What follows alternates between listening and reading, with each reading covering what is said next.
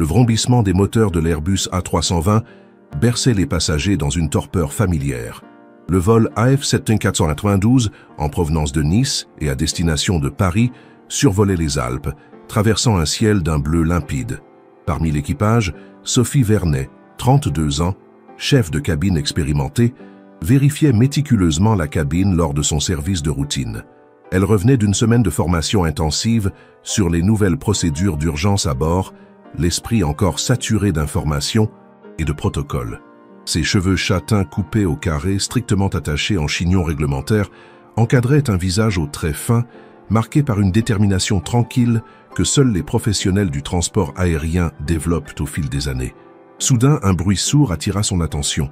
Au milieu de la cabine, un homme d'une soixantaine d'années venait de s'effondrer dans l'allée centrale. Sa femme poussa un cri strident qui déchira l'atmosphère paisible de la cabine. « Mon Paris, à l'aide, quelqu'un !» Le temps sembla se suspendre. Sophie n'hésita pas une seconde. En quelques enjambées, elle atteignit l'homme qui gisait inconscient, le teint cireux et les lèvres bleuâtres.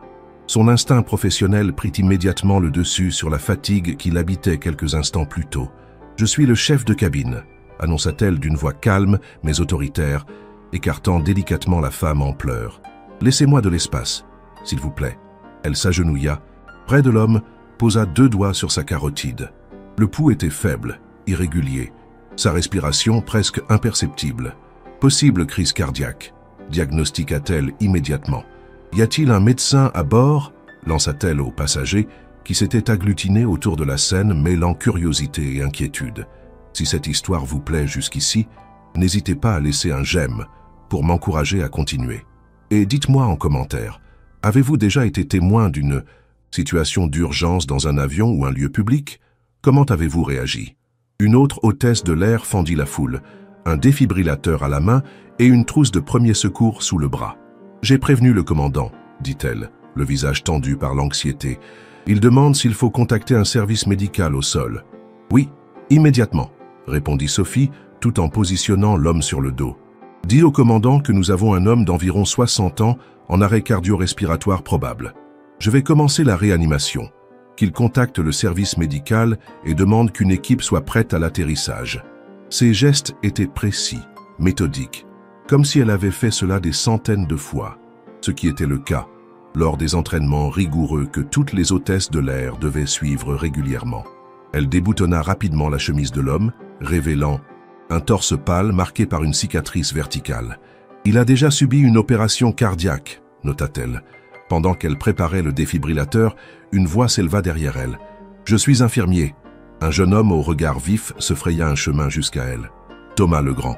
Je travaille aux urgences à Marseille. » Sophie Vernet, chef de cabine. « Parfait timing, Thomas.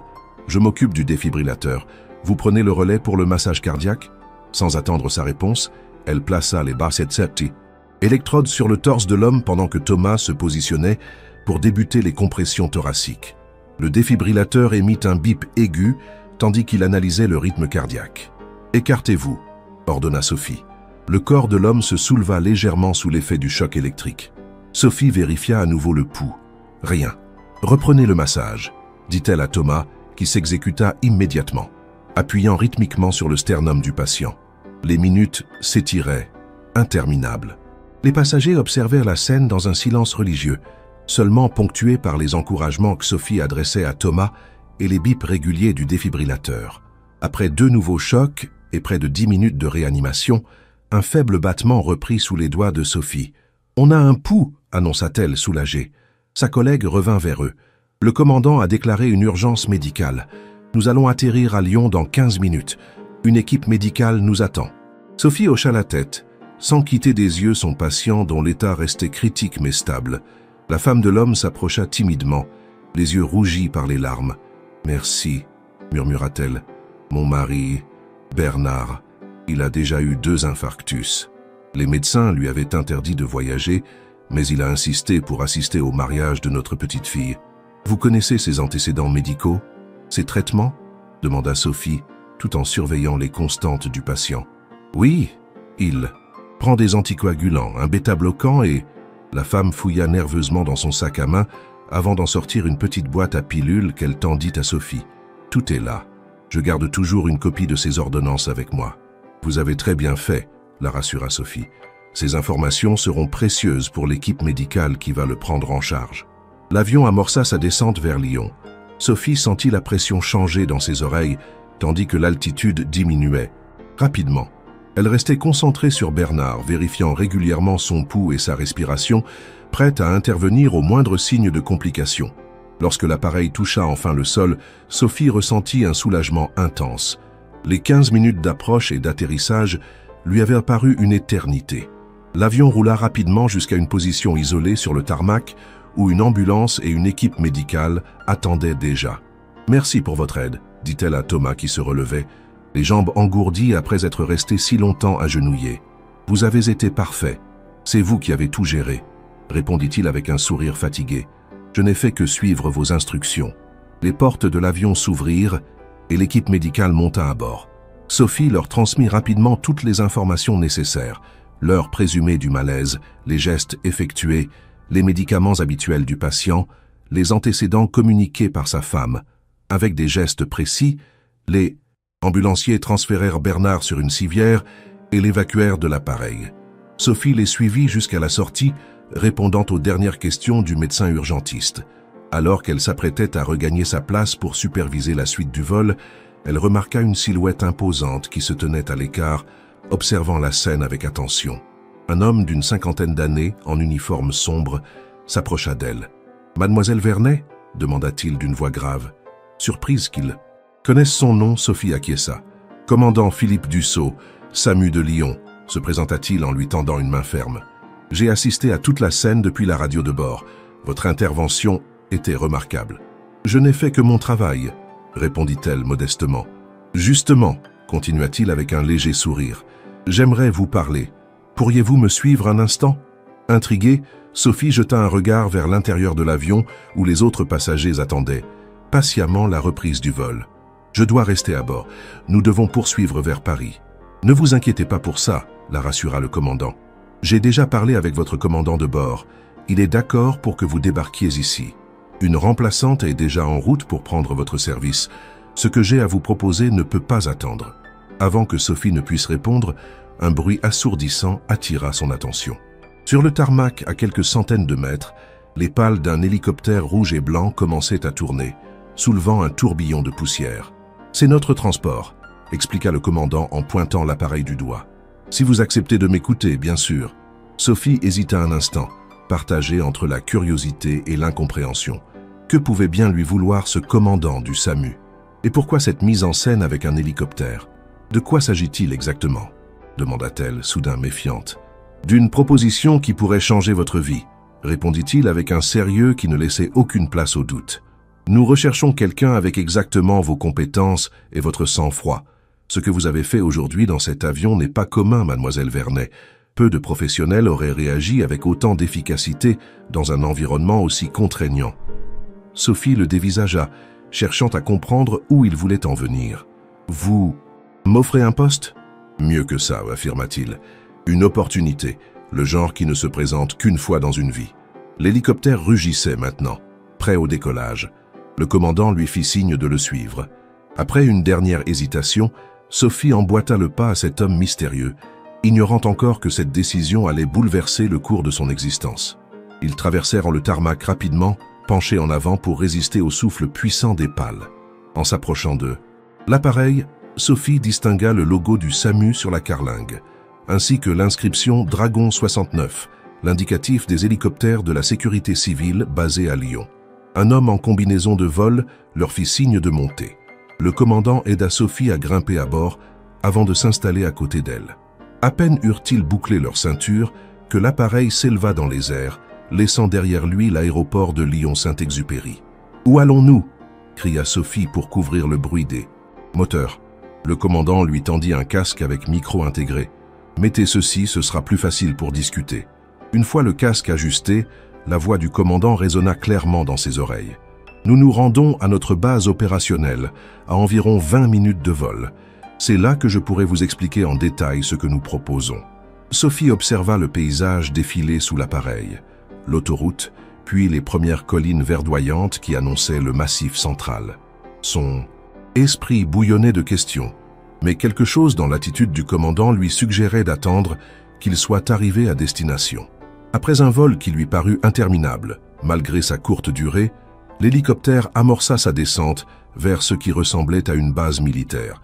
Plusieurs bâtiments bas entourés d'une clôture haute, 2 pistes d'atterrissage et un hangar imposant d'où dépassait la queue d'un autre hélicoptère.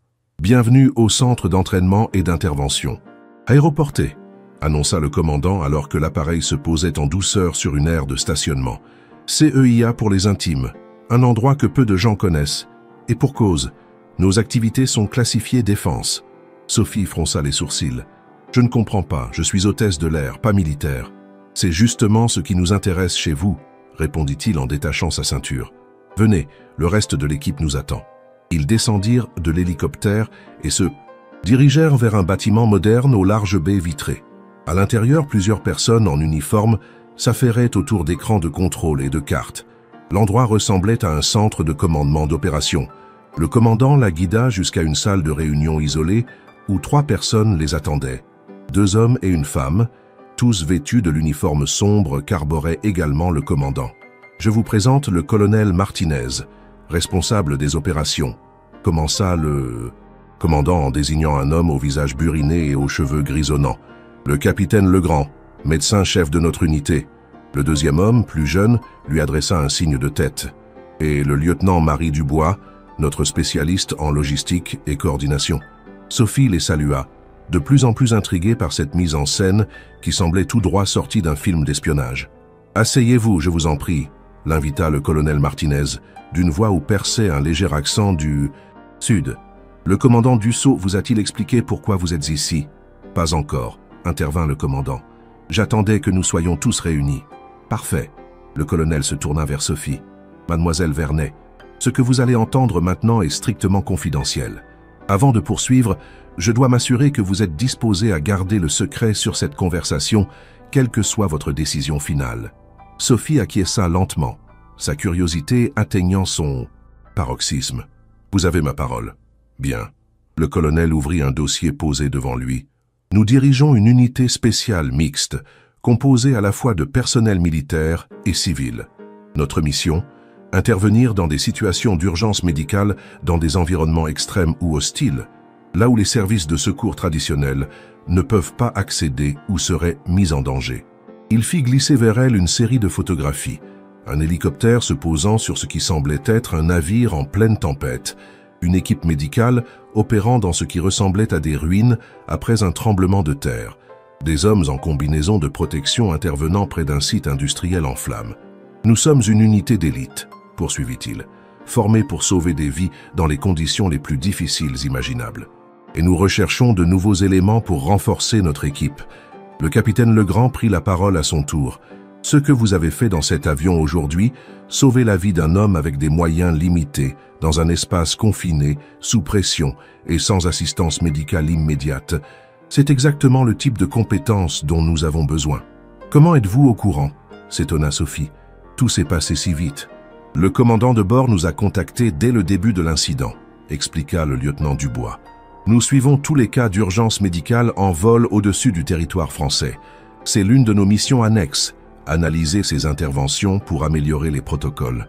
Quand nous avons entendu votre prise en charge, nous avons immédiatement su que vous étiez quelqu'un d'exceptionnel. » Sophie ne put s'empêcher de rougir légèrement face à ce compliment inattendu. « Je n'ai fait que suivre ma formation. »« Non !» la coupa le commandant Dussault. « Vous avez fait bien plus. Vous avez pris des initiatives, adapté les protocoles à la situation, coordonné efficacement avec un autre soignant. Et surtout, vous êtes resté calme et méthodique là où beaucoup auraient paniqué. » Le colonel reprit la parole. « Voici notre proposition, mademoiselle Vernet. Nous vous offrons de rejoindre notre unité en tant que membre opérationnel spécialisé dans les interventions aériennes. Vous suivriez une formation complémentaire de 6 mois, tout en conservant votre salaire actuel, majoré d'une prime substantielle. À l'issue de cette formation, si vous réussissez les évaluations, et nous sommes convaincus que ce sera le cas, vous intégreriez officiellement le CIA avec un statut de personnel civil détaché, un salaire doublé et des avantages que peu de professions peuvent offrir. » Sophie resta silencieuse, assimilant les informations qui déferlèrent sur elle. Cette proposition tombait du ciel littéralement. Ce matin encore, elle n'était qu'une hôtesse de l'air parmi d'autres, fatiguée après une semaine de formation et pressée de rentrer chez elle. Et voilà qu'on lui proposait de rejoindre une unité d'élite dont elle ignorait l'existence quelques heures plus tôt. « Je comprends que cela fait beaucoup à digérer », dit doucement le lieutenant Dubois, comme si elle lisait dans ses pensées. « Nous ne vous demandons pas de répondre immédiatement. Prenez quelques jours pour y réfléchir. Qu'impliquerait exactement ce travail ?» demanda Sophie, retrouvant sa voix. « Quel type de mission? Quel risque ?» Le capitaine Legrand se pencha en avant. « Nos interventions sont variées. Catastrophes naturelles, accidents industriels, évacuations sanitaires en mer ou en montagne, missions humanitaires dans des zones instables. Parfois, nous intervenons aussi en soutien des forces spéciales pour des opérations plus sensibles. » Il marqua une pause. « Quant aux risques, ils sont réels, je ne vous le cacherai pas. Mais nous ne prenons jamais de risques inutiles. La sécurité de nos équipes est primordiale. Et ma vie actuelle, mon appartement à Paris, mes amis, ma famille, vous seriez basé ici, à Lyon, répondit le commandant Dussault. Mais notre fonctionnement est similaire à celui des compagnies aériennes. Vous travailleriez par cycle, avec des périodes d'astreinte et des périodes de repos. Vous pourriez parfaitement maintenir vos attaches à Paris pendant vos temps libres. Nous prendrions en charge un logement de fonction ici, bien entendu. » Sophie hocha la tête, tentant d'imaginer ce que serait sa vie dans ces nouvelles conditions. L'offre était tentante, c'était indéniable. Depuis qu'elle avait commencé sa carrière dans l'aviation, elle avait toujours cherché à repousser ses limites, à se mettre au service des autres dans les situations les plus critiques. Cette opportunité semblait être l'aboutissement logique de ce parcours. « Et si je refuse ?» demanda-t-elle néanmoins. « Alors vous retournerez à votre poste actuel ce soir même, avec nos remerciements pour avoir sauvé la vie de Bernard Leroy aujourd'hui, » répondit simplement le colonel. « Et tout ceci restera entre nous comme promis. » Un silence s'installa dans la pièce. Sophie sentait les regards fixés sur elle, attendant sa réaction. « J'ai besoin de temps, » dit-elle finalement. « C'est une décision importante. »« Bien sûr, » acquiesça le colonel. « Nous vous proposons ceci. Restez avec nous jusqu'à demain. Visitez nos installations, discutez avec nos équipes, posez toutes les questions qui vous viennent à l'esprit. Demain, nous vous ramènerons à Paris, quelle que soit votre décision. » Sophie réfléchit un instant avant d'accepter d'un signe de tête. « D'accord, je veux en savoir plus avant de me décider. »« Parfait. » Le commandant Dussault se leva. « Lieutenant Dubois, pourriez-vous montrer à mademoiselle Vernet ses quartiers pour la nuit et lui faire visiter la base. »« Avec plaisir, mon commandant, » répondit la jeune femme en se levant à son tour. « Si vous voulez bien me suivre, Sophie. » Alors qu'elle quittait la salle de réunion, Sophie jeta un dernier regard aux trois hommes qui discutaient déjà entre eux à voix basse.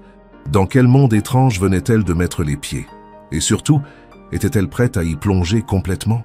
Le lieutenant Dubois, « Appelez-moi Marie, s'il vous plaît », la guida à travers un dédale de couloirs et de salles aux fonctions diverses. Salle de sport ultra équipée, simulateur de vol, bloc opératoire de campagne, salle de préparation des missions avec des écrans géants affichant des cartes et des données météorologiques en temps réel. « Notre unité existe depuis 8 ans. » expliqua Marie tout en marchant. Elle a été créée suite à plusieurs catastrophes majeures où l'on a constaté que les équipes médicales traditionnelles n'étaient pas suffisamment préparées pour intervenir dans certains environnements. Nous sommes actuellement 24 permanents, plus une dizaine de réservistes qui peuvent être mobilisés en cas de crise majeure. Elles passèrent devant un hangar où 2 hélicoptères étaient en maintenance, entourés de techniciens affairés. Notre flotte aérienne, précisa Marie avec une pointe de fierté. 2 EC-145 équipés spécifiquement pour les interventions médicales et un Airbus H225 pour les missions de plus longue portée. Nous disposons également d'un avion sanitaire pour les évacuations intercontinentales. Sophie observait tout avec fascination, impressionnée par les moyens mis à disposition de cette unité dont elle ignorait l'existence quelques heures plus tôt. « Comment se fait-il qu'on n'entende jamais parler de vous ?» demanda-t-elle. Marie sourit. « C'est voulu. Nous intervenons souvent en soutien d'autres services qui, eux, communiquent sur les opérations. Et certaines de nos missions sont classifiées, notamment celles effectuées à l'étranger ou en appui des forces spéciales. Elles arrivèrent finalement devant une porte portant le numéro 12. « Voici vos quartiers pour la nuit », » annonça Marie en ouvrant la porte. « Ce n'est pas le Ritz, mais c'est confortable. La chambre était simple, mais fonctionnelle. Un lit, un bureau, une petite salle de bain attenante et une fenêtre donnant sur la piste d'atterrissage. Vos affaires ont été récupérées dans l'avion, précisa Marie en désignant la valise posée près du lit. Le mess est au bout du couloir à droite. Dîner à 19h30. D'ici là, reposez-vous ou explorez la base à votre guise. Voici un badge temporaire qui vous permettra d'accéder aux zones communes. Elle lui tendit une carte magnétique et s'apprêta à partir. Une dernière chose, ajouta-t-elle en se retournant. Si vous avez besoin de parler à quelqu'un qui est passé par là, je suis disponible. J'étais contrôleuse aérienne à l'aéroport de Grenoble avant de rejoindre l'unité il y a 3 ans. Je comprends ce que vous ressentez. Après le départ de Marie, Sophie s'assit sur le lit, tentant d'assimiler tout ce qui venait de se passer. La journée avait pris un tournant si inattendu qu'elle se demandait presque si elle n'était pas en train de rêver. Elle sortit son téléphone portable pour appeler sa colocataire à Paris et lui expliquer qu'elle rentrerait avec un jour de retard, mais constata qu'elle n'avait aucun signal. Pas de réseau à l'intérieur de la base, lui expliqua plus tard Marie alors qu'elle dînait ensemble au mess, entourée d'autres membres de l'unité qui lui jetaient des regards curieux. Mesure de sécurité. Il y a des téléphones fixes dans certains bureaux si vous avez besoin de passer un appel. Le repas fut l'occasion pour Sophie de rencontrer d'autres membres de l'équipe, pilotes, médecins, infirmiers, techniciens de maintenance, tous unis par cette mission commune qui semblait les passionner. Chacun avait une histoire à raconter, une anecdote sur une intervention périlleuse ou une vie sauvée dans des circonstances extraordinaires. Plus la soirée avançait, plus Sophie se sentait attirée par ce monde nouveau qui s'ouvrait à elle. Ces hommes et ces femmes partageaient les mêmes valeurs qu'elle, le dévouement, le courage, la volonté de sauver des vies coûte que coûte, mais ils avaient quelque chose de plus, une intensité, une passion qui transcendait le simple cadre professionnel. Vers 22h, alors qu'elle s'apprêtait à regagner sa chambre, une alarme retentit dans toute la base. En quelques secondes, le mess se vida, chacun se précipitant vers son poste. Marie, qui s'était levée d'un bond, lui fit signe de la suivre. « Ah, qu'est-ce qui se passe ?» demanda Sophie en courant à ses côtés. « Une alerte. Vous voulez voir comment nous travaillons? C'est le moment. » Elles arrivèrent dans une salle de commandement où régnait une agitation contrôlée.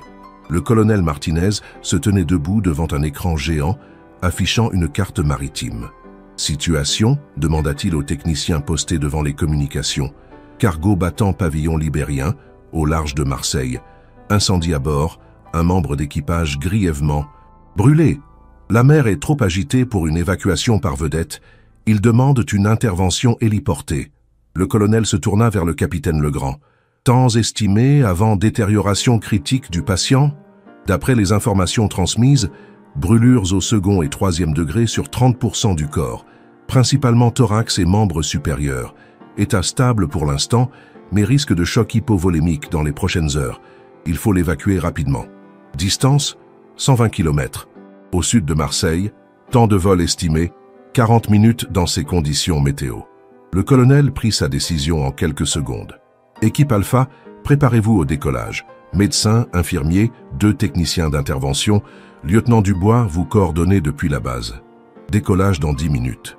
Marie entraîna Sophie vers une salle adjacente, équipée d'écrans de contrôle et de systèmes de communication. Vous pouvez observer d'ici, lui dit-elle en enfilant un casque.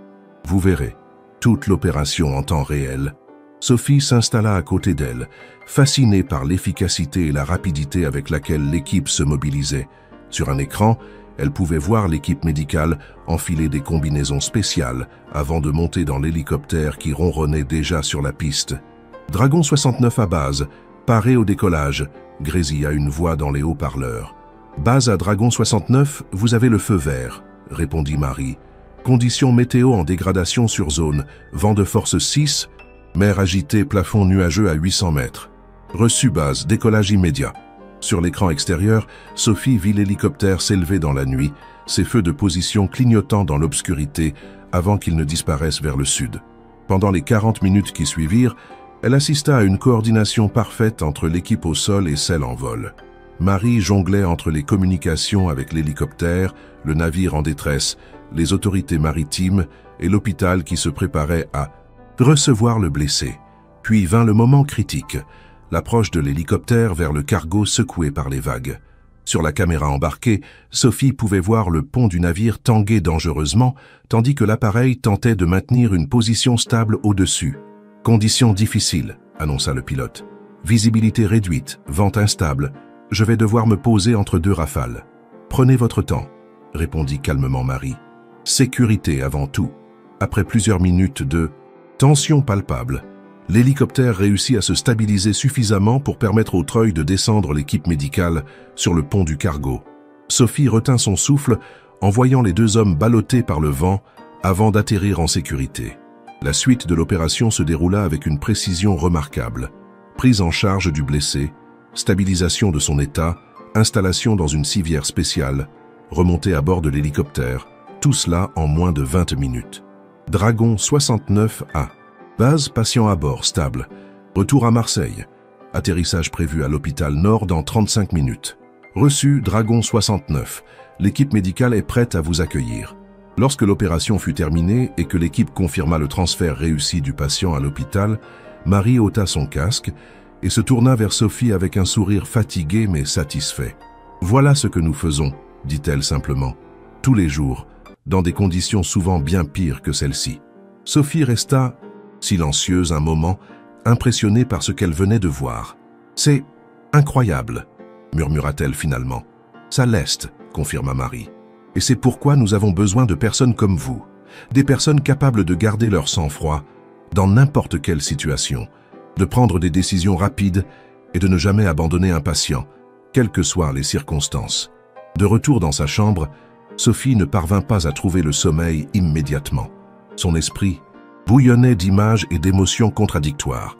D'un côté, l'excitation face à cette opportunité unique, la perspective de repousser ses limites, de sauver des vies dans des situations extraordinaires. De l'autre, la peur de l'inconnu, l'appréhension face aux risques, l'incertitude quant à sa capacité à s'intégrer dans ce monde si différent du sien. Elle pensa à sa vie actuelle à Paris, son petit appartement qu'elle partageait avec une amie steward, son travail d'hôtesse de l'air qu'elle aimait malgré la routine qui s'était installée, ses parents qui vivaient en banlieue et qu'elle voyait régulièrement. Une vie confortable, prévisible, sécurisante. Mais n'avait-elle pas toujours cherché quelque chose de plus? N'avait-elle pas toujours ressenti cette soif d'adrénaline, ce besoin de se sentir utile au-delà du quotidien?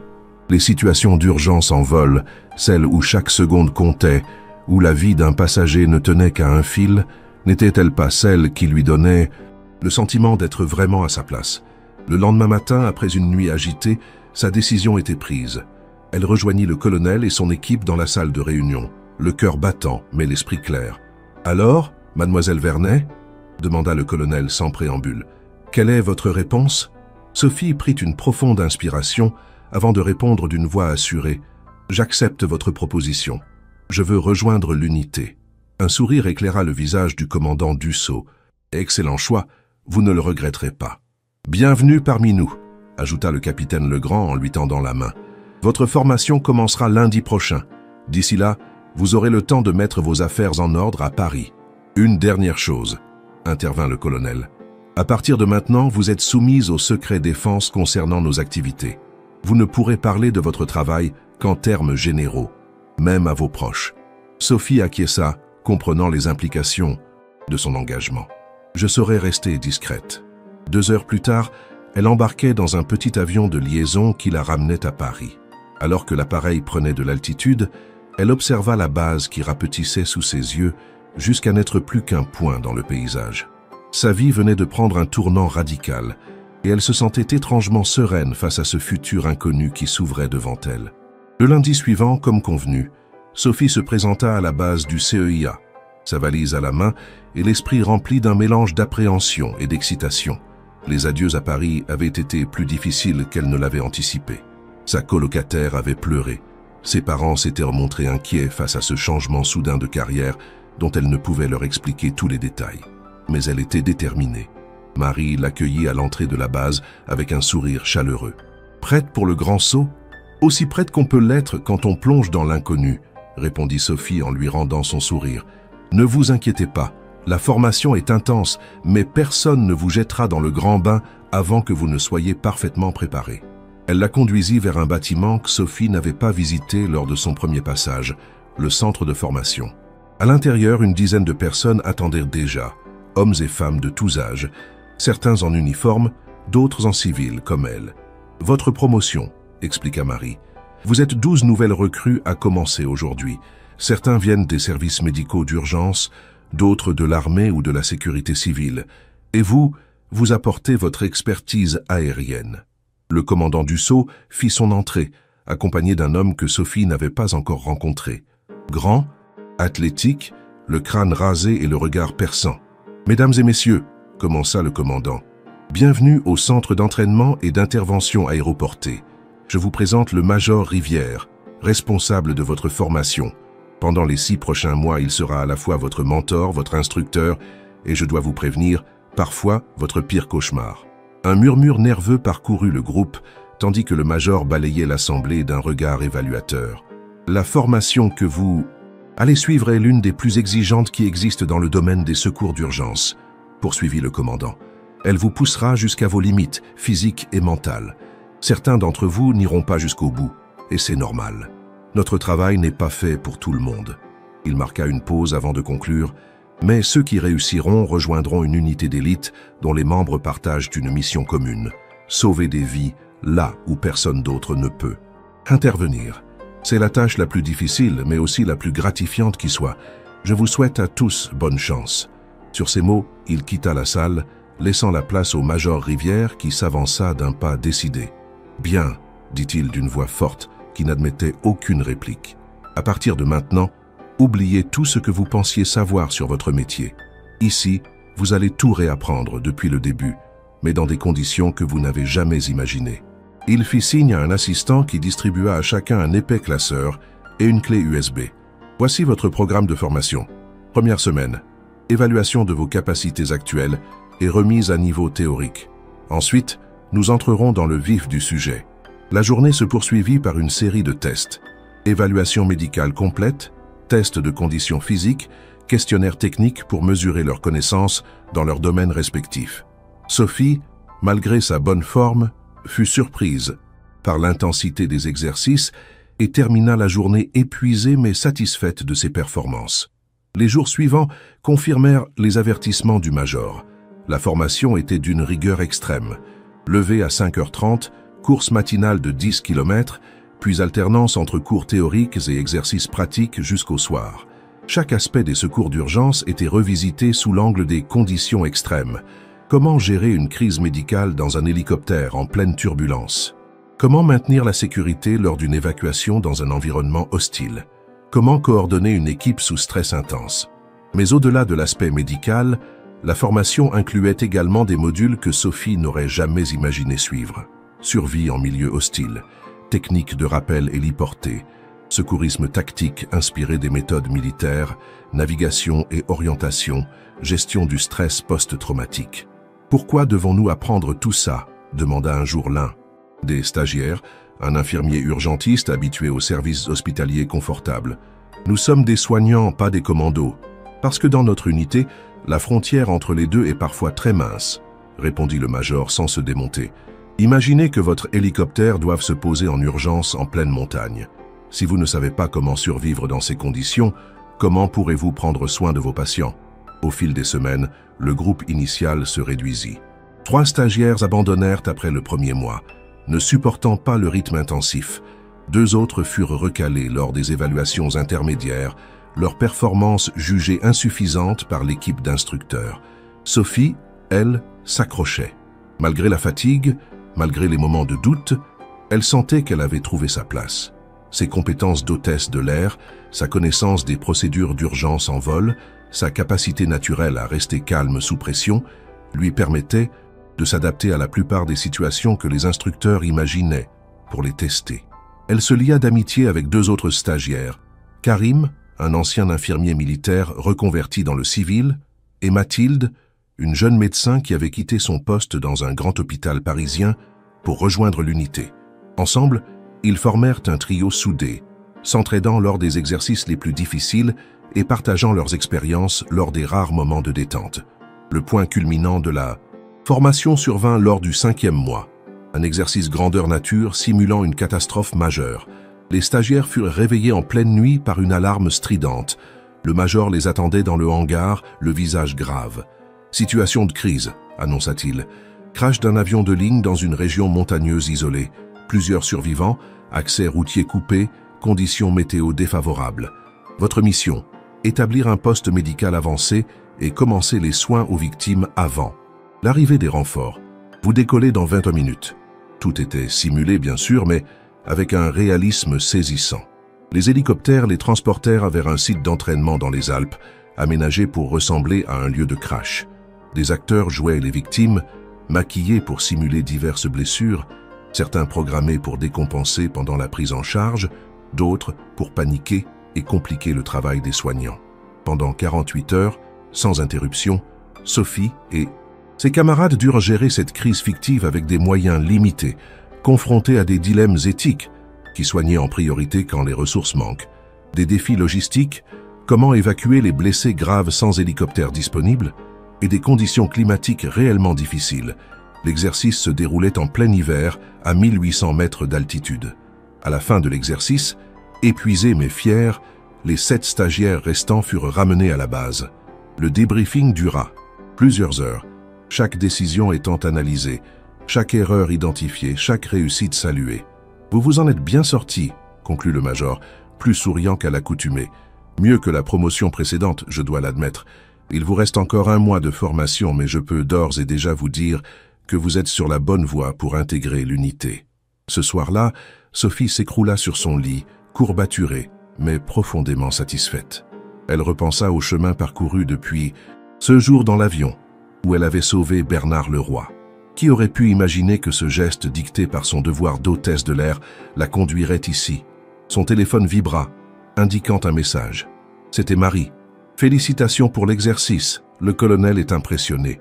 Prête pour la dernière ligne droite ?» Sophie sourit en tapant sa réponse. Plus que jamais.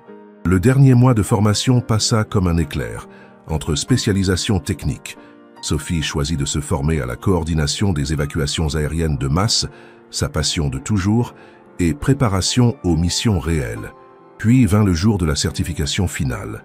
Devant un jury composé des plus hauts gradés de l'unité, chaque stagiaire dut démontrer sa maîtrise des protocoles, sa capacité à prendre des décisions sous pression et son aptitude à travailler en équipe dans des conditions dégradées. Lorsque le colonel Martinez annonça les résultats, sa voix trahissait une fierté évidente.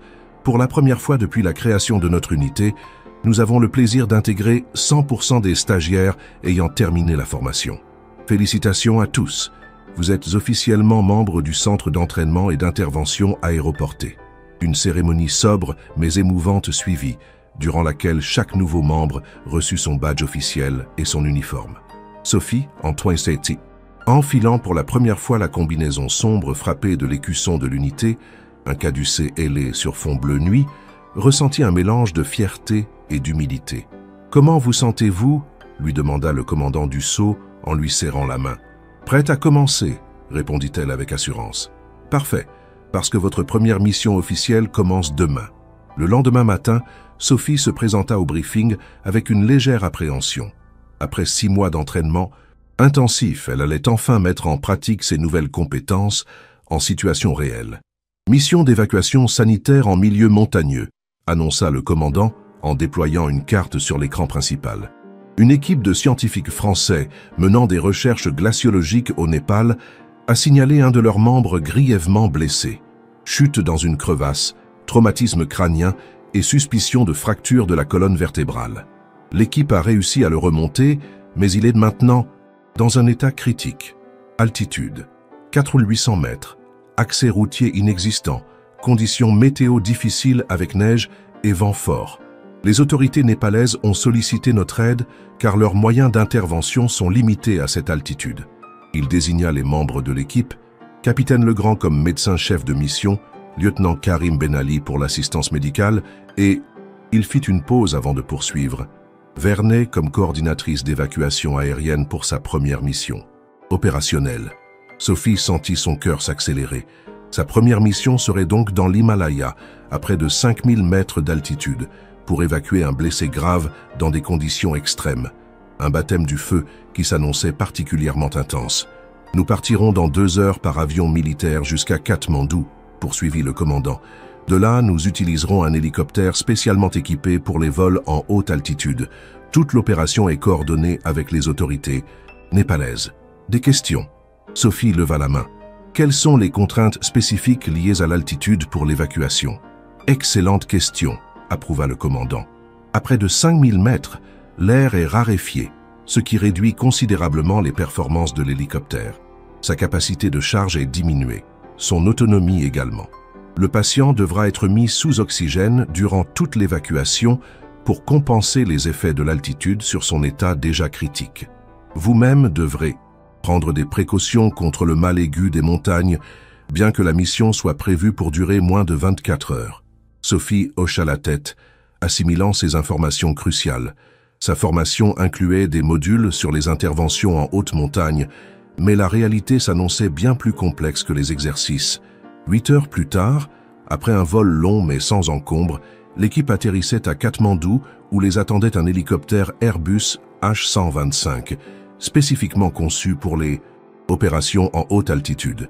Un officier de liaison népalais les accueillit et les briefa sur les dernières informations concernant le blessé et les conditions météorologiques sur site.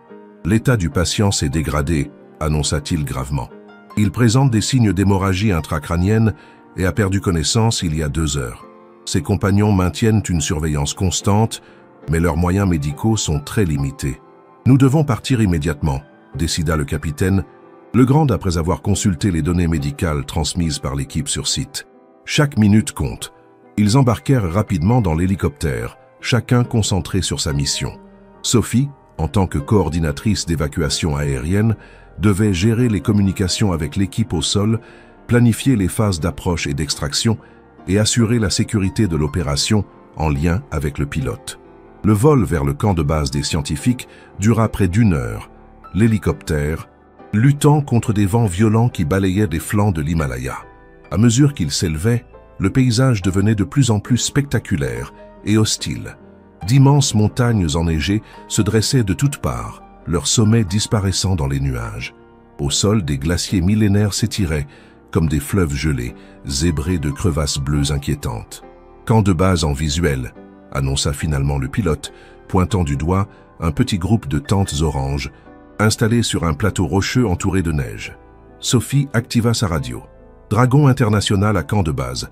Nous sommes en approche. Confirmé zone d'atterrissage. »« Camp de base à Dragon », répondit une voix tendue, déformée par les interférences. « Zone d'atterrissage dégagée marquée par des fusées de détresse rouges.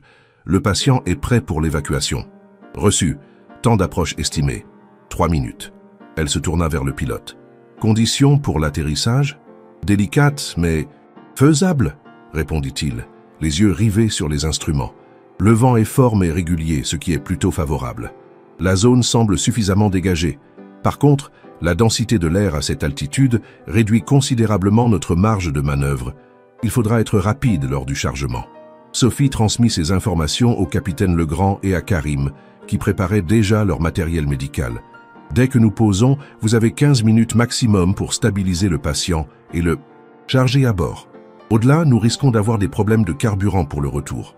L'hélicoptère entama sa descente vers le camp de base, luttant contre les turbulences qui le secouaient violemment. Sophie restait concentrée sur sa checklist d'évacuation, vérifiant chaque point méthodiquement malgré les secousses. Lorsque l'appareil se posa enfin dans un nuage de neige soulevé par les pales, l'équipe médicale était prête. À peine les patins au sol, le capitaine Legrand et Karim sautèrent hors de l'hélicoptère, se précipitant vers la tente principale où les attendèrent les scientifiques avec leurs collègues blessés. Sophie resta à bord, coordonnant les communications et surveillant les paramètres critiques de l'appareil.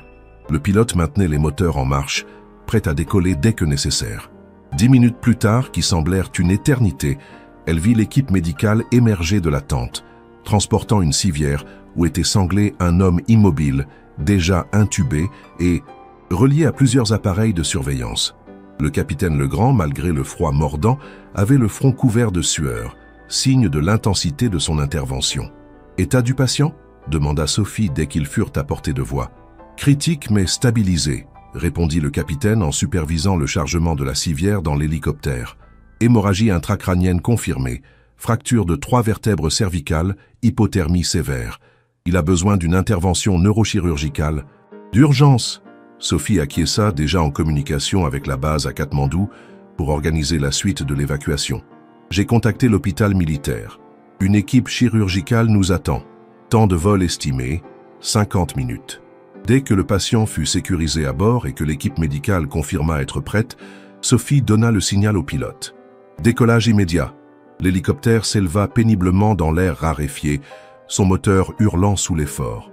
Pendant tout le vol retour, Sophie jonglait entre les communications avec la base, l'assistance à l'équipe médicale qui continuait à stabiliser le patient et la surveillance des paramètres de vol avec le pilote.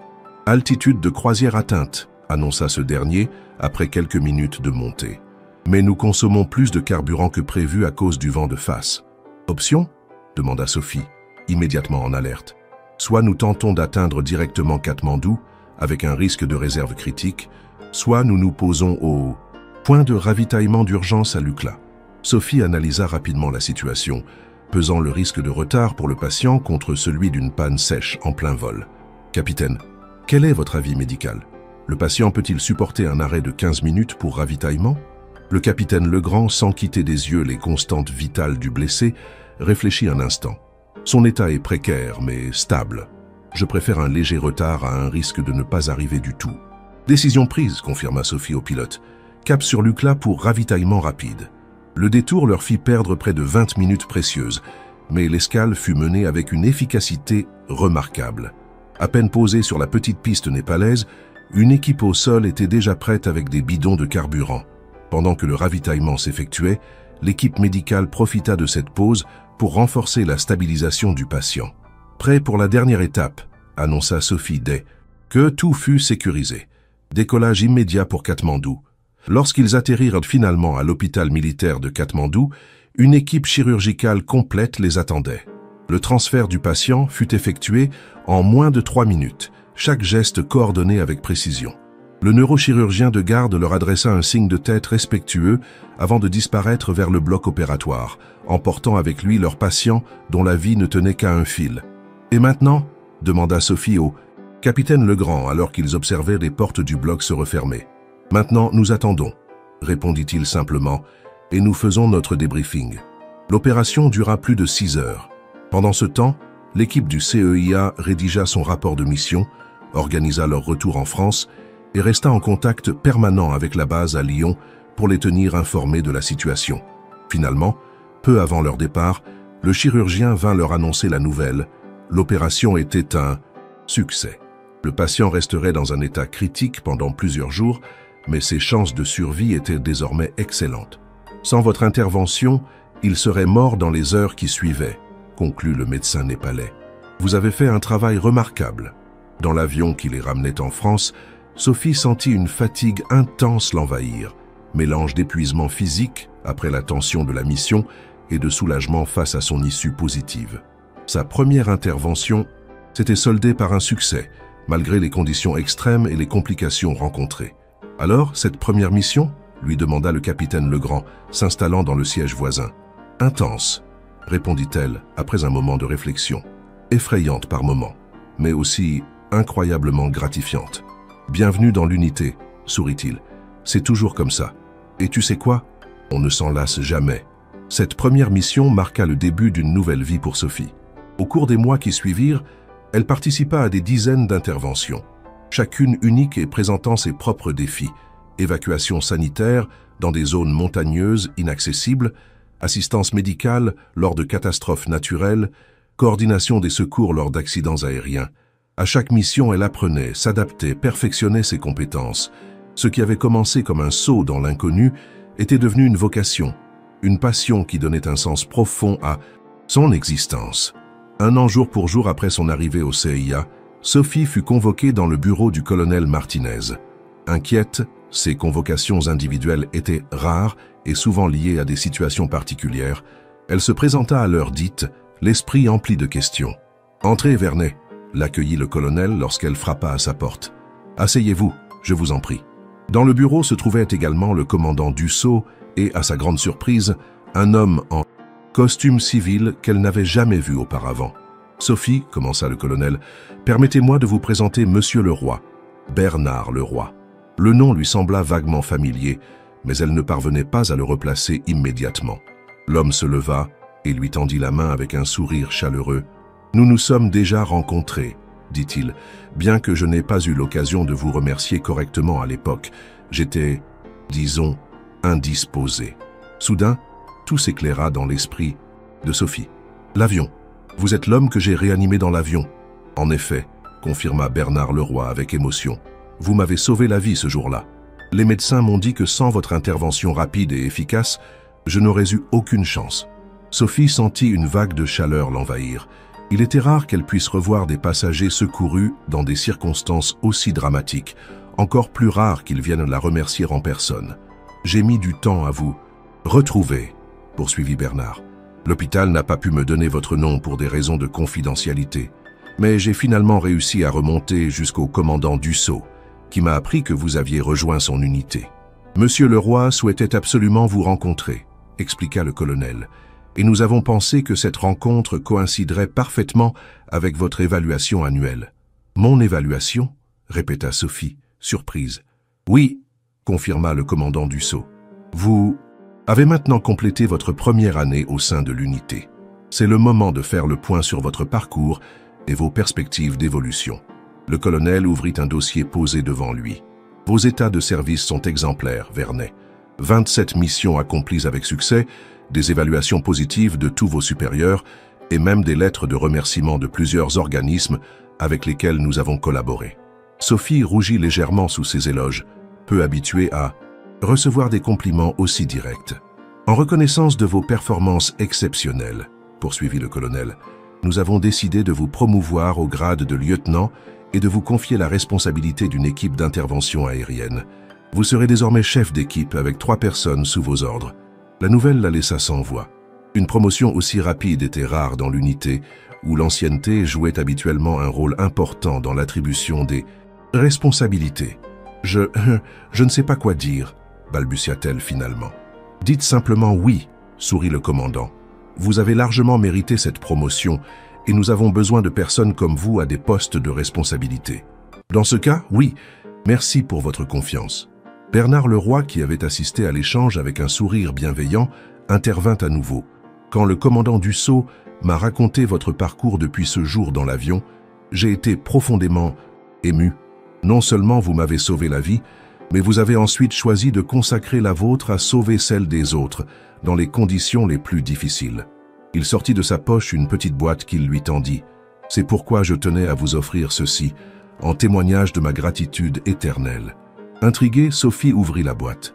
À l'intérieur se trouvait une montre élégante mais robuste, gravée à son nom. « C'est une montre spéciale pour les professionnels du secours, » expliqua Bernard. « Étanche, résistante au choc, avec des fonctions de chronométrage spécifiques pour les interventions d'urgence. J'ai pensé qu'elle pourrait vous être utile dans votre travail. »« Elle est magnifique, » murmura Sophie, touchée par l'attention. « Merci infiniment. »« C'est moi qui vous remercie, » répondit Bernard avec émotion. « Grâce à vous, j'ai pu assister au mariage de ma petite-fille, voir naître mon premier arrière-petit-fils et profiter de moments précieux avec ma famille. Vous m'avez offert du temps, le cadeau le plus précieux qui soit. » Cet échange marqua Sophie plus profondément qu'elle ne l'aurait imaginé. Voir le résultat concret de son action, rencontrer un homme dont la vie avait été transformée par son intervention, donnait un sens nouveau à tout ce qu'elle avait accompli depuis. En quittant le bureau du colonel, sa nouvelle montre au poignet et sa lettre de promotion à la main, Sophie réalisa à quel point sa vie avait changé en l'espace d'une année.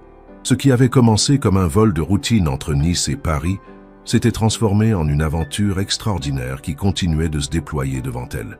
Dans le couloir, elle croisa Marie qui l'attendait, curieuse de connaître l'issue de cette mystérieuse convocation. « Alors ?» demanda-t-elle en voyant Sophie émerger du bureau. Pour toute réponse, Sophie lui montra sa lettre de promotion. Le visage de Marie s'illumina. « Lieutenant Vernet, félicitations, ça mérite une célébration. »« Absolument, » acquiesça Sophie avec un sourire. « Et j'ai une histoire incroyable à te raconter. » Alors qu'elle marchait vers la sortie du bâtiment, Sophie jeta un regard par la fenêtre. Sur le tarmac, un hélicoptère se préparait au décollage, ses pales commençant à tourner dans le soleil couchant. Une nouvelle mission, une nouvelle vie à sauver. Et elle serait prête, comme toujours, à répondre à l'appel. 6 mois s'étaient écoulés depuis la promotion de Sophie au rang de lieutenant. 6 mois durant lesquels elle avait dû apprendre à commander sa propre équipe d'intervention aérienne, composée de 3 membres. Mathilde, la jeune médecin avec qui elle s'était liée d'amitié durant sa formation, Victor, un ancien pilote militaire reconverti dans le secours d'urgence, et Lucas, un infirmier spécialisé en traumatologie qui avait rejoint l'unité 3 mois plus tôt. Ce matin-là, Sophie terminait la rédaction d'un rapport concernant leur dernière mission, l'évacuation d'un groupe de randonneurs pris dans une avalanche dans les Alpes italiennes, lorsque l'alarme retentit dans toute la base. 3 coups brefs suivis d'un long, le code signalant une mission prioritaire. Elle abandonna immédiatement son rapport et se précipita vers la salle de commandement.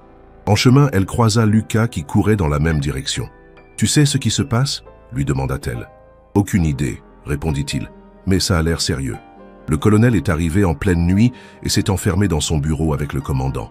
En entrant dans la salle de commandement, Sophie constata que toute l'équipe de direction était déjà présente, les visages tendus penchés sur des cartes et des écrans. Le colonel Martinez leva les yeux à son arrivée. « Lieutenant Vernet, parfait timing. Nous avons besoin de votre expertise aérienne sur celle-ci. » Il fit signe à son équipe de s'approcher du grand écran central qui affichait une carte maritime du golfe de Guinée. « Il y a 6 heures, commença-t-il. Un pétrolier battant pavillon français, le Bellatrix, a été victime d'une attaque pirate à environ 120 milles nautiques des côtes nigérianes. L'équipage a réussi à repousser l'assaut, mais 3 marins ont été grièvement blessés. Le navire fait actuellement route vers le port de Lagos, mais l'état des blessés se dégrade rapidement. Il fit défiler plusieurs photos montrant l'étendue des dégâts sur le navire et quelques images floues des blessés. 2 hommes souffrent de blessures par balle. Le 3e présente de graves brûlures suite à un incendie déclenché pendant l'attaque. Le médecin de bord fait ce qu'il peut, mais ils ont besoin d'une évacuation médicale urgente. « Pourquoi ne pas utiliser les moyens locaux ?» demanda Victor, fronçant les sourcils. « La zone est instable politiquement », expliqua le commandant Dussault. « Les autorités nigérianes ne peuvent pas garantir la sécurité d'une opération d'élitreillage dans leurs eaux territoriales. De plus, les infrastructures médicales locales ne sont pas adaptées à ce type de traumatisme. Notre mission, reprit le colonel, est d'effectuer une évacuation médicale aéroportée directe depuis le navire jusqu'à l'hôpital militaire de Dakar, au Sénégal, qui dispose d'une unité de traumatologie de pointe. Étant donné la distance, plus de 1500 km, et la complexité de l'opération, nous utiliserons notre C-130 médicalisé. Sophie sentit une vague d'adrénaline la parcourir. Le C-130 Hercule était le plus gros appareil de leur flotte, rarement utilisé sauf pour les missions les plus complexes. Équipé comme un véritable hôpital volant, il permettait de transporter plusieurs patients critiques sur de longues distances, mais nécessitait un équipage important et une logistique parfaite. Lieutenant Vernet, poursuivit le colonel, vous dirigerez l'équipe d'intervention avec le capitaine Legrand comme médecin-chef. Votre mission est d'atterrir à Lagos, où une escorte militaire française vous attendra, puis de vous rendre au large sur une vedette rapide pour rejoindre le pétrolier.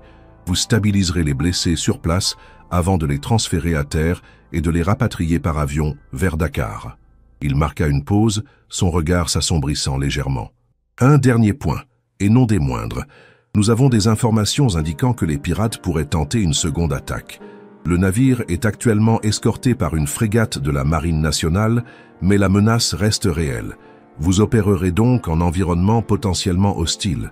Sophie acquiesça, assimilant rapidement les implications de cette mission. Coordination internationale, opération en zone à risque, patients polytraumatisés, évacuation complexe en plusieurs étapes. C'était le type de mission pour lequel l'unité avait été créée. « Quand partons-nous » demanda-t-elle simplement. « Dans 2 heures », répondit le commandant. « Le temps de préparer l'appareil et de briefer l'équipage complet. Constituez votre équipe d'intervention. 6 personnes maximum, dont vous et le capitaine Legrand. » Sophie hocha la tête et se tourna vers Lucas. « Va chercher Mathilde et Victor. Je veux aussi Karim pour son expérience en médecine tactique. Et le sergent Torres pour la sécurité. Rendez-vous au hangar dans 30 minutes pour le briefing. » Tandis que Lucas s'éloignait au pas de course, Sophie s'approcha du capitaine Legrand qui étudiait déjà les dossiers médicaux transmis par le médecin du pétrolier. « Comment se présente la situation ?» lui demanda-t-elle. « Critique, répondit-il sans lever les yeux. Le premier patient présente une blessure par balle thoracique avec suspicion d'hémothorax. Le second a reçu 2 impacts, un à la jambe qui semble gérable et un autre à l'abdomen qui m'inquiète davantage, possible hémorragie interne. Quant au brûlé, c'est 40% de surface corporelle, 2e et 3e degré, principalement tronc et membres supérieurs.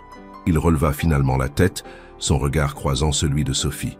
Franchement, sans intervention rapide, je doute que les 2 premiers tiennent plus de 24 heures et le brûlé développe déjà des signes d'infection. Nous serons sur place dans moins de 8 heures, le rassura Sophie. Préparez tout le matériel nécessaire pour une stabilisation en environnement maritime et un transport longue distance. Je m'occupe de la logistique d'évacuation. 1h30 plus tard, le C-130 décollait de la base de Lyon, transportant l'équipe d'intervention, le matériel médical et un équipage complet incluant 2 pilotes, un mécanicien de bord et 2 spécialistes des évacuations aéroportées. À bord, l'ambiance était studieuse. Chacun préparait son matériel, révisait les procédures ou étudiait les dernières informations reçues du navire. Sophie, installée près du cockpit avec une carte maritime déployée devant elle, finalisait le plan d'évacuation avec le commandant de bord du C-130. Une fois à Lagos, nous n'aurons qu'une fenêtre de 3 heures avant la tombée de la nuit, expliqua-t-elle.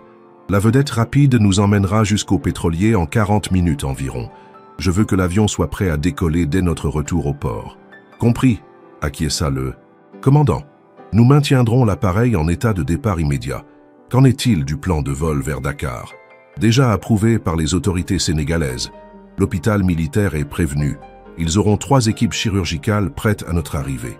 Le voyage fut long mais sans encombre. Sophie en profita pour briefer minutieusement son équipe, attribuant à chacun des responsabilités précises et passant en revue tous les scénarios possibles. Détérioration de l'état des patients, conditions météo défavorables, menaces sécuritaires. Rien ne devait être laissé au hasard. Lorsqu'ils atterrirent finalement à Lagos, le soleil commençait déjà sa descente vers l'horizon. Sur le tarmac, un officier de liaison français les attendait, accompagné d'une escorte militaire nigériane. Lieutenant Vernet, s'enquit l'officier en s'approchant. Commandant Moreau, attaché de défense à l'ambassade de France, votre arrivée est une bénédiction. La situation sur le Bellatrix se dégrade. Le médecin de bord signale que l'un des blessés par balle est entré en état de choc hypovolémique il y a 1 heure. Nous devons partir immédiatement, décida Sophie. La vedette est-elle prête? Elle nous attend au port, à 20 minutes d'ici. J'ai fait sécuriser l'itinéraire.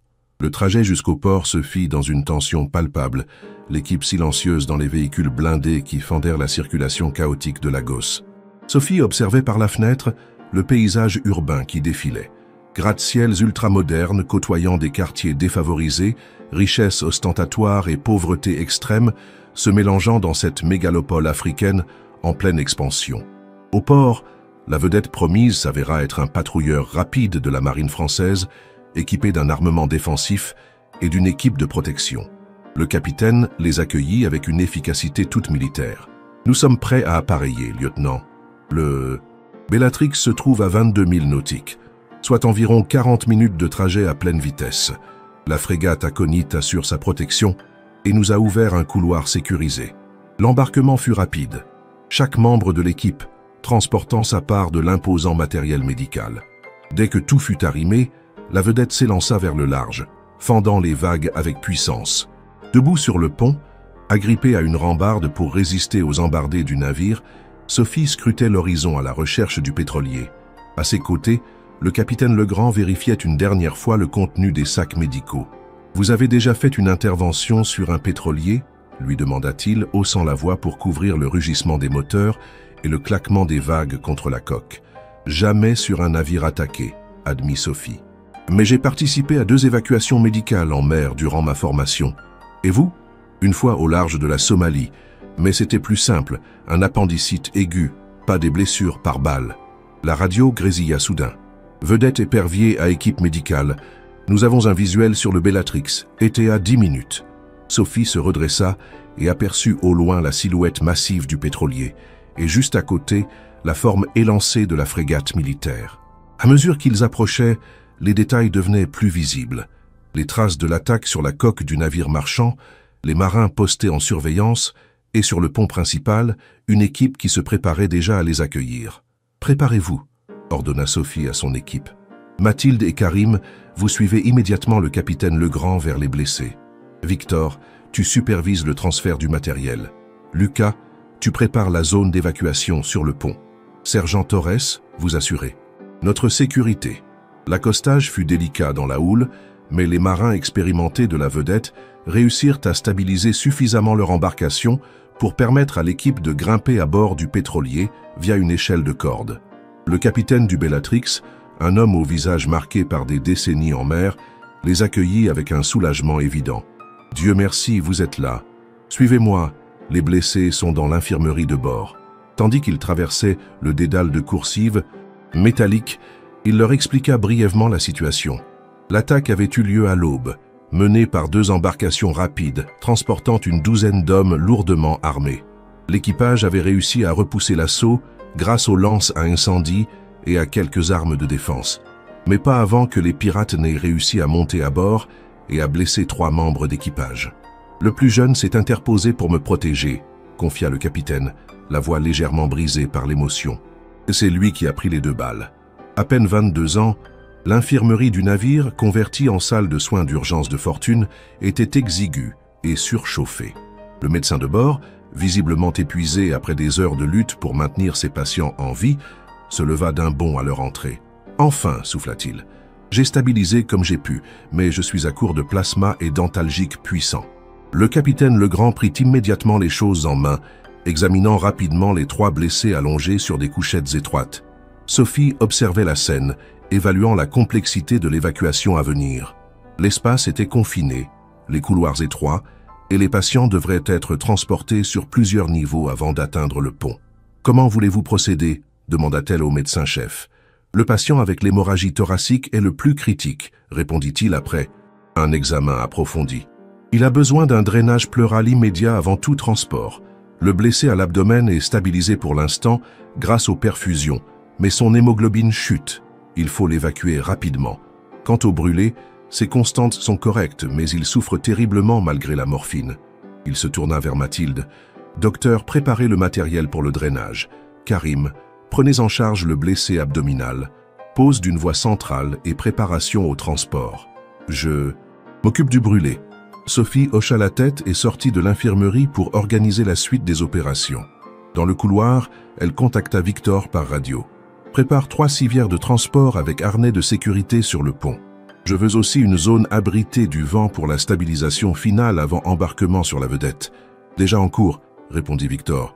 Lucas a installé un poste médical avancé sous la passerelle, à l'abri des embruns. Comment se présentent les patients? Transport complexe en perspective.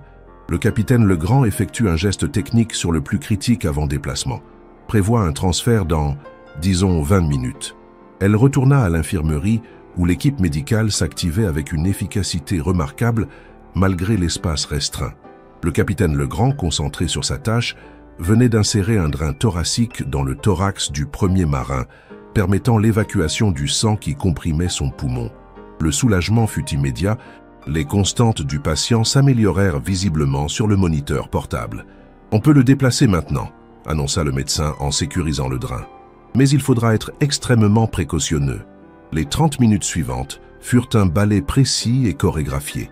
Chaque patient fut soigneusement préparé pour le transport, installé sur une civière spéciale, puis transporté à travers les coursives étroites du navire jusqu'au pont supérieur. L'opération nécessita toute l'expertise de l'équipe, chaque mouvement étant calculé pour éviter d'aggraver les blessures. Sur le pont battu par des vents de plus en plus violents, Lucas avait effectivement aménagé un espace protégé où les patients furent examinés une dernière fois avant le transfert vers la vedette. « La mer se forme », avertit le capitaine du Bellatrix, le regard inquiet tourné vers l'horizon où s'amoncelaient des nuages sombres. « Une tempête approche. Si vous voulez rejoindre la côte avant qu'elle n'éclate, il faut partir maintenant. » Sophie consulta rapidement le capitaine Legrand, qui confirma que les 3 blessés étaient suffisamment stables pour le transfert. En coordination avec l'équipage de la vedette, ils mirent au point un système de descente sécurisé, utilisant un filet d'évacuation spécial pour chaque civière. L'opération fut délicate, chaque vague menaçant de projeter la vedette contre la coque du pétrolier. Mais grâce à l'habileté du pilote et à la précision des marins, les 3 blessés furent descendus sans incident majeur, suivis par l'équipe médicale. « Merci pour tout », lança le capitaine du Bellatrix depuis le pont, alors que Sophie s'apprêtait à descendre la dernière. « Vous leur avez donné une chance. »« C'est notre mission », répondit-elle simplement avant d'empoigner l'échelle de corde. À peine fut-elle à bord de la vedette que le moteur rugit, propulsant l'embarcation loin du pétrolier. Dans la cabine médicalisée, l'équipe poursuivait les soins, surveillant constamment les constantes des patients malgré les secousses du navire qui affrontait une mer de plus en plus démontée. « Comment vont-ils » demanda Sophie en rejoignant le capitaine Legrand. « Stable pour l'instant » répondit-il. « Mais ce n'est qu'une question de temps avant que l'état du thoracique ne se dégrade à nouveau. Cette traversée est un calvaire pour eux. » Sophie acquiesça gravement. Le retour vers Lagos semblait prendre une éternité, chaque vague ralentissant leur progression et infligeant des secousses douloureuses aux blessés malgré les efforts de l'équipe pour les immobiliser. Soudain, la radio grésilla. « Épervier à équipe médicale, nous avons un contact suspect à 3000 sur tribord. Approche rapide, possiblement hostile. » Sophie se précipita vers le poste de pilotage, suivie par le sergent Torres. Sur l'écran radar, un point se déplaçait effectivement à grande vitesse dans leur direction. « Pirate » demanda-t-elle au capitaine de la vedette. « Impossible à confirmer, mais le schéma d'approche correspond. La frégate Aconite a été alertée, mais elle est trop loin pour intervenir immédiatement. Option ? Nous pouvons tenter de les distancer, mais avec les blessés à bord et la mer formée, faites de votre mieux, décida Sophie. Sergent Torres, préparez l'équipe à un possible abordage. Priorité absolue. Protection des patients. Tandis que le sergent organisait la défense avec les marins armés de la vedette, Sophie retourna informer le reste de l'équipe. Les Saints. Capitaine Legrand accueillit la nouvelle avec un calme professionnel. « Nous continuons les soins », affirma-t-il. « Vous gérez la menace extérieure. » La vedette accéléra autant que possible, zigzagant pour présenter un profil difficile à approcher. La stratégie sembla fonctionner pendant quelques minutes, puis le radar montra que l'embarcation suspecte gagnait du terrain. « Contact visuel !» cria un marin posté en vigie. « Embarcation rapide, 6, non, 8 personnes à bord, armement visible. »« Distance !» demanda le capitaine. « Environ 800 mètres et il se rapproche. » Sophie sentit son cœur s'accélérer. Sa formation l'avait préparée aux interventions en zone hostile, mais jamais elle n'avait imaginé se retrouver au milieu d'une attaque pirate en pleine mer. Le sergent Torres, ancien des forces spéciales, prit naturellement le commandement tactique. Tout le monde à couvert. Équipe médicale, barricadez-vous dans la cabine avec les patients.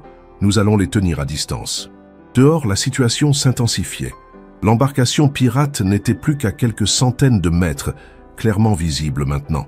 Un grand hors-bord puissant, transportant des hommes armés qui gesticulaient et criaient des ordres incompréhensibles par-dessus le rugissement des moteurs et le fracas des vagues. « Ils vont tenter de nous aborder par l'arrière », prédit Torres. « C'est leur technique habituelle. » À cet instant, le vrombissement d'un hélicoptère déchira le ciel. Surgissant des nuages, un appareil militaire de la frégate française apparut, se positionnant entre la vedette et les assaillants. « Épervier, ici Fennec de l'Aconite », grésilla la radio. « Nous prenons le relais. Poursuivez vers le port à vitesse maximale. » Par le hublot, Sophie vit l'hélicoptère descendre en position d'intimidation, juste au-dessus de l'embarcation pirate. Après quelques instants de flottement, le hors-bord fit demi-tour et s'éloigna rapidement. « Menace écartée », annonça le capitaine de la vedette avec soulagement. Était à Lagos, 25 minutes. Ces 25 minutes parurent interminables à Sophie, qui partageait son attention entre la surveillance de l'horizon, craignant un retour des pirates, et celle des patients dont l'état, miraculeusement, restait stable malgré les conditions difficiles. Lorsqu'ils accostèrent enfin au port militaire de Lagos, une escorte les attendait déjà pour les conduire à l'aéroport où le C-130 était maintenu en état d'alerte, moteur chaud. Le transfert des blessés de la vedette au véhicule, puis des véhicules à l'avion, fut effectué avec une précision millimétrée. Moins d'une heure après leur retour à terre, le C-130 décollait vers Dakar, transportant les 3 marins dont les vies ne tenaient qu'à un fil. À bord, transformé en véritable unité de soins intensifs volante, le capitaine Legrand et son équipe travaillaient sans relâche. L'altitude stabilisée, ils purent enfin réaliser des gestes médicaux plus complexes. Transfusion sanguine, Ventilation assistée pour le patient thoracique, dont l'état s'était détérioré au décollage, soins spécifiques des brûlures. Sophie, après avoir coordonné avec le cockpit le plan de vol optimal, vint prêter main forte à l'équipe médicale. Durant les 3 heures que dura le vol vers Dakar, elle alterna entre l'assistance aux soins et la communication avec l'hôpital militaire qui se préparait à recevoir les blessés. L'atterrissage à Dakar, en pleine nuit, marqua la fin de cette phase critique. Sur le tarmac, 3 ambulances attendaient, entourées d'une équipe médicale complète. La passation se fit rapidement, le capitaine Legrand transmettant toutes les informations nécessaires aux médecins sénégalais avant que les blessés ne soient transférés vers les blocs opératoires préparés à leur intention. Ce n'est qu'une fois les ambulances parties, alors que l'équipe regagnait l'avion pour un repos bien mérité avant le vol retour, que Sophie sentit toute la tension accumulée se dissiper d'un coup. Ses jambes flageolèrent légèrement et elle dut s'appuyer contre le fuselage. « Première fois sous le feu ?» demanda doucement le sergent Torres qui passait à côté d'elle. « Oui, » admit-elle. « Je ne m'attendais pas à cette intensité. Vous vous en êtes remarquablement bien sorti, lieutenant, » la rassura-t-il. Beaucoup auraient perdu leurs moyens. Elle lui adressa un sourire reconnaissant avant de rejoindre le reste de l'équipe qui s'installait déjà dans les couchettes aménagées à Saint-Emsar-Taxot, l'arrière de l'appareil. Le débriefing complet attendrait leur retour à la base, mais pour l'heure, ils avaient tous besoin de récupérer. Allongée dans sa couchette étroite, bercée par les vibrations de l'avion qui entamait son vol de retour vers la France, Sophie repensa aux événements des dernières 24 heures. Ce qui aurait pu être un désastre s'était transformé en une opération réussie, malgré les complications et les dangers. Les 3 marins avaient une chance de s'en sortir grâce à leur intervention rapide. C'était pour ces moments-là qu'elle avait rejoint l'unité. Pour cette sensation indescriptible de savoir qu'on a fait une différence, qu'on a arraché des vies à un destin tragique. Son ancienne vie d'hôtesse de l'air lui semblait désormais si lointaine, presque irréelle. Ses paupières s'alourdirent, tandis que la fatigue la submergeait enfin. Sa dernière pensée avant de s'endormir fut pour Bernard Leroy, cet homme qu'elle avait sauvé dans un avion et qui, sans le savoir, avait changé le cours de son existence. 3 jours plus tard, de retour à la base, Sophie fut convoquée dans le bureau du colonel Martinez pour le débriefing final de la mission.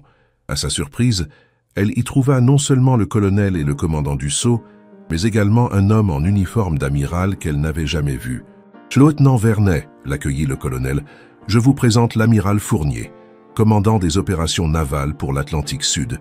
Il a tenu à vous rencontrer personnellement. » L'amiral, un homme d'une 60aine d'années au regard perçant, se leva pour lui serrer la main. « Lieutenant, votre intervention sur le Bellatrix a été remarquable. Les 3 marins blessés sont maintenant hors de danger, et l'équipage entier vous doit une fière chandelle. Je n'ai fait que mon devoir. »« Amiral, » répondit modestement Sophie. « Et c'était un travail d'équipe. »« Justement, » intervint le colonel, « l'efficacité de votre équipe sous votre commandement a démontré une fois de plus la pertinence de notre unité. L'amiral Fournier est venu nous proposer quelque chose. » L'officier supérieur acquiesça. « Voyez-vous, lieutenant, la Marine nationale déplore chaque année plusieurs incidents médicaux graves sur nos navires déployés loin des côtes. Jusqu'à présent, nous comptions principalement sur des évacuations par hélicoptère lorsque c'était possible, ou sur les moyens médicaux à bord dans les cas les plus isolés. » Il fit quelques pas dans la pièce avant de poursuivre. « Votre intervention sur le Bellatrix a démontré l'efficacité d'une approche plus proactive. J'ai donc proposé au ministère la création d'une unité médicale d'intervention rapide spécifiquement dédiée aux navires en détresse, qu'ils soient militaires ou civils. » Le colonel Martinez prit le relais. Cette unité serait une extension du CIA basée à Toulon, avec des moyens dédiés et une spécialisation maritime. Et nous pensons que vous seriez la personne idéale pour la diriger, lieutenant. Sophie resta sans voix pendant quelques secondes, tentant d'assimiler cette proposition inattendue. « Moi ? Mais je n'ai que 18 mois d'expérience dans l'unité. Et pourtant, » intervint le commandant du sceau, « vous avez démontré à maintes reprises votre capacité à diriger des opérations complexes en environnement hostile. Votre double expertise, aérienne et maritime maintenant, est exactement ce que nous recherchons pour ce poste. De plus, » ajouta l'amiral, « votre parcours atypique, de l'aviation commerciale aux opérations spéciales, vous donne une perspective unique que peu de militaires de carrière possèdent. » Sophie réfléchit intensément. « C'était une opportunité extraordinaire, une chance de créer quelque chose de nouveau, de sauver encore plus de vies. Mais cela signifiait aussi quitter Lyon, l'équipe qu'elle avait appris à connaître, la structure qu'il avait formée. « Puis-je connaître les détails avant de prendre ma décision ?» demanda-t-elle finalement. « Bien sûr », acquiesça le colonel en lui tendant un dossier épais. « Vous y trouverez tout, structure proposée, moyens alloués, modalités de fonctionnement. Prenez quelques jours pour y réfléchir. L'unité ne sera pas opérationnelle avant 3 mois de toute façon. » Sophie quitta la réunion, l'esprit en ébullition. Dans le couloir, elle croisa Marie qui l'attendait, manifestement au courant de la proposition. « Alors ?» demanda cette dernière, impatiente. « Ils te l'ont proposé? Tu étais au courant ?» s'étonna Sophie. « Depuis 1 semaine, » admit Marie avec un sourire. « Le colonel voulait mon avis. J'ai dit que tu serais parfaite pour ce poste. »« Je ne sais pas, Marie. C'est une énorme responsabilité. Et partir à Toulon, recommencer quelque chose de nouveau, exactement comme tu l'as fait en quittant ton poste d'hôtesse pour nous rejoindre, » lui rappela son ami. « Et regarde où tu en es aujourd'hui. » Les jours suivants furent consacrés à une réflexion intense. Sophie étudia minutieusement le dossier, consulta ses collègues, pesa le pour et le contre. Elle alla même jusqu'à visiter la base navale de Toulon, où serait implantée la nouvelle unité, pour se faire une idée concrète des conditions. Ce qui finit par emporter sa décision fut une nouvelle inattendue. Les 3 marins du Bellatrix qu'ils avaient sauvés souhaitaient la rencontrer pour la remercier personnellement. L'entrevue eut lieu à l'hôpital militaire de Percy, où ils achevaient leur convalescence. Voir ces hommes qui avaient frôlé la mort et qu'elle avait contribué à sauver, lui rappela pourquoi elle avait rejoint cette unité d'élite.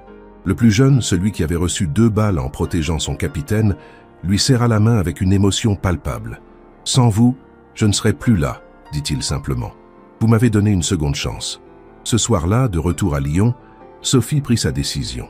Elle accepterait ce nouveau défi, cette chance de développer une unité qui pourrait sauver d'autres vies en mer, ce domaine si particulier où les secours traditionnels atteignaient leurs limites.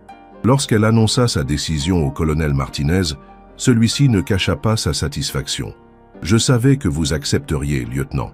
Ou devrais-je dire, capitaine Vernet. »« Capitaine ?» répéta Sophie, surprise. « Votre promotion prendra effet avec votre nouvelle affectation, » confirma-t-il. « On ne confie pas une unité entière à un lieutenant, même aussi compétent que vous. » Les semaines qui suivirent furent un tourbillon d'activités.